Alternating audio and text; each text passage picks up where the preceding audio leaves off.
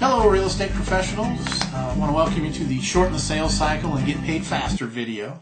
You know, just when you thought you'd worked all the changes that have happened in lending into your business practices, here comes another round that's going to impact your clients and how you will conduct your business. Now, in hopes of getting this information out in the most efficient manner, we've done this in video format. Before we get into this, I want to introduce myself. My name is Kurt Jackson. I'm a certified mortgage planner in Liberty. I've got more than 18 years in the mortgage industry, and I'm here to talk with you today about the changes that are going to impact all your buyers that use financing to purchase homes going forward. You know, the government's making sweeping legislative changes in an attempt to make sure that what has happened in the last several years in real estate doesn't happen again, and their latest round of new regulations will directly impact how you do business. First and foremost, all real estate pros, you've got to come to the realization that the era of the quick closing is gone the way of the dinosaur. Anybody that continues to write contracts for 30 days or less is really just asking for problems, delays, and upset clients. In all reality, we're likely going back to a 45-day standard for real estate transactions. The goal here is to help you shorten that sales cycle so you can get paid faster and keep your clients happier. We've got several regulatory forces coming together in hopes of forming a safer real estate lending environment for the consumer. Basically, there's an alphabet of forces coming together. We have HERA, the Housing and Economic Recovery Act, working within HOPA, the Home Ownership and Equity Protection Act, which is working within the Reg Z portion of the Truth in Lending Act. See, the government's trying to protect the consumer, but in doing so, in their infinite wisdom, they've added more costs, more time, and more difficulty to completing the real estate transaction. Now, really, all in all, this doesn't have to be difficult. If real estate agents, appraisers, title companies, and lenders can work together for the best interest of the consumer and make some adjustments to how we do business, some good can really come out of this. Let me give you first give you some details, and then we can explore how it can impact your business. Just so you know, this new rule is for all loan originators, whether they work at banks, brokers, or mortgage banks. They're for purchase or refinance mortgage loans on owner-occupied, so whether it's 1 to 4 residential units, and that would also include second homes. This does also cover second mortgage loans, but does not cover second mortgage lines of credit or HELOCs. See, when your client does application, the only fee that can be collected from them at that time is for the cost of the credit bureau. Absolutely no other fees can be collected until the client has received the initial loan application with all the required disclosures. If those forms are mailed, you must wait 3 days before appraisal and application fees can be charged. So they can't be collected until the 4th business day. If the application is done face-to-face, those upfront fees can be collected at that time.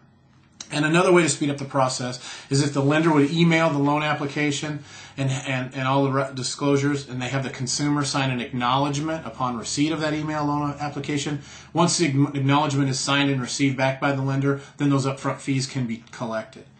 Now, this also means that no appraisal and no title work can be ordered by the lender until one of those 3 standards has been met.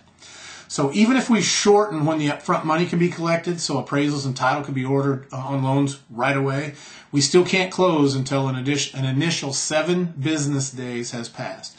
Now, I know that 7-day closings are not that usual in real estate, but many consumers go to lenders that advertise those quick closings.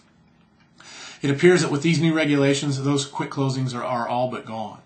Also, before the loan can close, the borrower must receive a copy of the appraisal at least 3 days before closing. This is going to have to come from the appraiser, and it doesn't need to be a problem, but it's something that could slip through the cracks to delay your closing, especially on conventional deals with HVCC. So make sure that you're aware of it and follow up on it during the process. Next, and more importantly, for your closings to happen on time, if there's more than a 1/8 deviation from the last APR disclosure, that's the annual percentage rate, it has to be redisclosed before you can close. So that means if we're more than 1/8 different than what the last APR disclosure was, we mail the redisclosure, there's a 7-day delay in closing. 3 days to receive it, the 4th day, and then the 3-day review period. So you could delay a closing 7 days. All right. Now you can shorten that delay to 3 days by redisclosing via email or fax with a quickly signed and returned acknowledgement from the borrower. Now let me say that again. If the final APR annual percentage rate on the final TIL, Truth in Lending, deviates more than 1/8% from the last disclosed APR, The minimum your closing is delayed is 3 days, but it could be as much as 7 days. Now this is huge, and the main reason for the 45-day closing is probably better than the 30-day closing. This does have some good and bad results. The good include making sure that the client has some time to realize that potentially a lender has maybe misled them and raised their fees, raised their rates, or both. Another positive will be that most lenders will have to have all their numbers to the title company at least 4 days before closing so they can get a final truth in lending to make sure that the APR does not deviate more than that 1/8%. If the APR does deviate more than 1/8%, then there's time to redisclose to the client before missing a closing date. If they try to keep it higher than what the client originally signed on for, then there's a little bit of time for you and your client to either convince the lender to honor that original quote or work out a revised closing schedule allowing you to go to a new lender. This could eliminate last-minute closing issues and surprises, which is a good thing because that's one of the biggest complaints we have in our industry. The bad part of this is that it extends how long it takes to get loans approved and can delay closings if the lender doesn't know what they're doing or are trying to pull one over on the client. Extended closing times cost the client more because a longer rate is locked. The longer rate's locked, the more expensive it is. Another issue could be with the client that likes to float their interest rate, trying to time the market. And unless that rate is locked, unless the one's locked is the exact same as what was initially disclosed, well then a redisclosure and a new 3 to 7 day waiting period starts again. So the sooner the client locks in the rate, the less chance there will be delays in the closing. So really, you need to counsel your client to really decide which is more important to them, closing on time or trying to time the market to get the absolute lowest interest rate. Now this change is just another in the line of industry adjustments that continue to come our way. There's another one scheduled September 1, October 1, November 1 of this year, and then another one in January of 2010.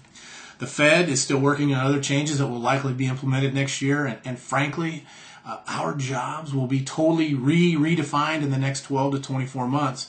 So you need to be ready. And more importantly, you need to align yourself with a team that has the ability to change how they do business and have a proven track record of delivering on their promises.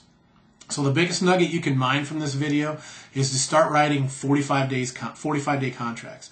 It's going to make things run much smoother for you, your client, and your lender. Now, if you'd like to know some specific strategies that you can implement to improve your business, to shorten that sales cycle, to get paid faster, to better protect and provide for your clients, I'm happy to set up a one-on-one meeting, or if there's a group from your office, we could do a group discussion format. If you're interested in that, please call me at 816-415-1737. If you have any questions, you can email me or call me at kurt@kcmortgageplanning.com. It's there on your screen. I'll be happy to do everything I can to meet your needs. I want to thank you for watching this video, and I hope you found the information helpful. And if you did, please forward the link to your fellow real estate professionals. The more of us that understand this, the better we can raise the whole impression of our industry. Thanks, and have a great day.